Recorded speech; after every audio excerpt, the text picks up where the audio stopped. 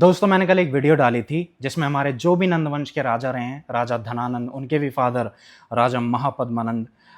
उस वीडियो में कुछ लाइन इस तरीके से थी कि जो सिकंदर था विदेशी आक्रांता, वो घुटने टेक गया राजा धनानंद के सामने, जो कि सच में बहुत ही कट्टर और बहुत ही खतरनाक एक विदेशी आक्रांता था। लेकिन उसने घुटने टेक दिए राजा धनानंद के सामने जब राजा धनानंद की आर्मी सामने खड़ी देखी। तो उस वीडियो पे उस वीडियो की लाइन कुछ ऐसी थी कि जो सिकंदर है उसने घुटने टेक दिए। तो उस वीडियो पे कमेंट कुछ इस तरह के आए हैं कि मैं जातिवाद फैला रहा हूँ।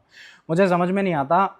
जातिवाद कहते हैं कि जब अपने ही भारत देश के लोग अपने ही एक दूसरे वंश के लोगों को ऊपर नीचे दिखाएं, ठीक है। जितने भी हमारे यहाँ के राजा रहे हैं, चाहे किसी भी राजा की बात कर लो, पुराने टाइम के राजा हमेशा बहुत पावरफुल राजा रहे हैं, जैसे कि राजा महापद्मानंद, धनानंद, चंद्रगुप्त, बिंदुसार, सम्राट अशोक। उसके भी बाद बहुत सारे राजा रहे हैं, जैसे शिवाजी महाराणा प्रताप, सम्राट राणा सांगा, सम्राट मिहिर भोज, सम्राट सूरजमल।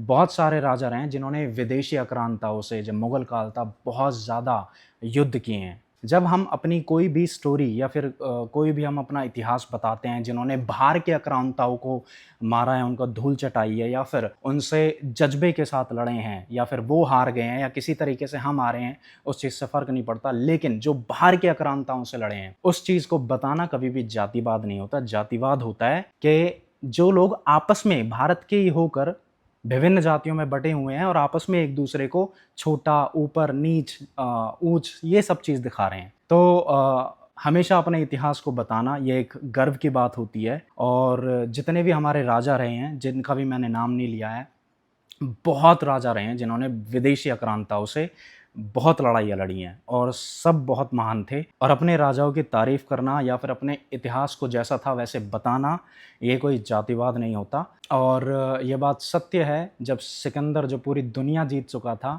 जब वो भारत में एंट्री लेता है और पोरस से लड़ाई के बाद जैसे ही वो अपनी नेक्स्ट चढ़ाई करता है नंद वंश मगध की तरफ, और जब वो सम्राट धनानंद की आर्मी को देखता है, उसकी आर्मी के कुछ ऐसे कहने थे उस टाइम के जो ट्रांसलेटर थे, कि वो सिकंदर से जाके कहते हैं, जो सिकंदर की आर्मी थी, कि सामने यमराज है और उसके हाथों से मरना बहुत दर्दनाक मौत होगी।